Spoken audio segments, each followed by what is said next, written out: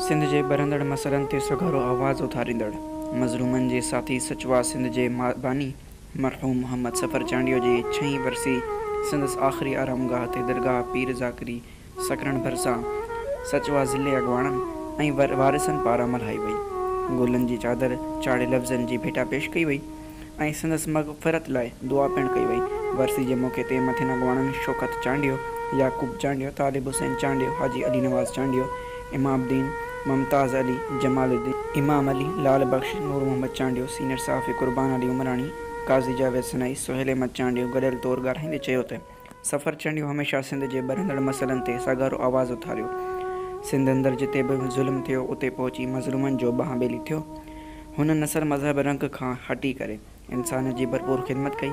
संदसि शख़्सियत हर माण्हू लाइ मुहबती भरी रही आहे। सिंध में क़बीलाई झेड़नि जे ख़ात्मे लाइ मेंथ मेड़ काफ़िलनि जी शुरूआति कई। वधीक तफ़सील ॾिसंदा SMC न्यूज़ रिपोर्ट कुर्बान उमराणी।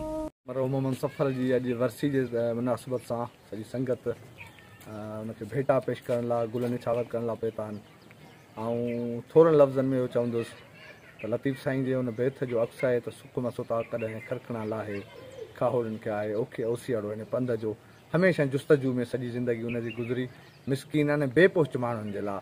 ऐं सम्झां थो त हुन पंहिंजे लाइ जीअण ई पसंदि कोन पिए कयो, जेकर हुन जेको बि जियो पिए ऐं जेका हुनजी जिदोजहद हुई मिसकीन ऐं बेवस माण्हुनि जे लाइ हुई।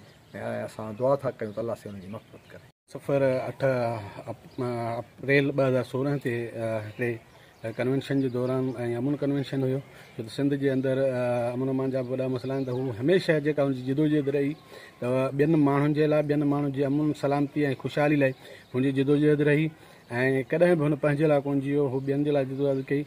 ऐं उन सिलसिले खे रखंदे अॼु असां इंतिहाई सादगी सां प्रोग्राम रखियो आहे, छो त 2-3 सालनि खां या कोविड जे करे वरी अॼु रमज़ान शरीफ़ जे करे सादगी सां रखियो आहे। ईअं मुख़्तलिफ़ ज़िलनि में सचवा जा साथी मुख़्तलिफ़ ज़िलनि में अहिड़ियूं नंढियूं नंढियूं तक़रीबूं कनि पिया। असां चांडियो जी 6वीं वरसी आहे जेका असां सादगी सां मल्हाए रहिया आहियूं।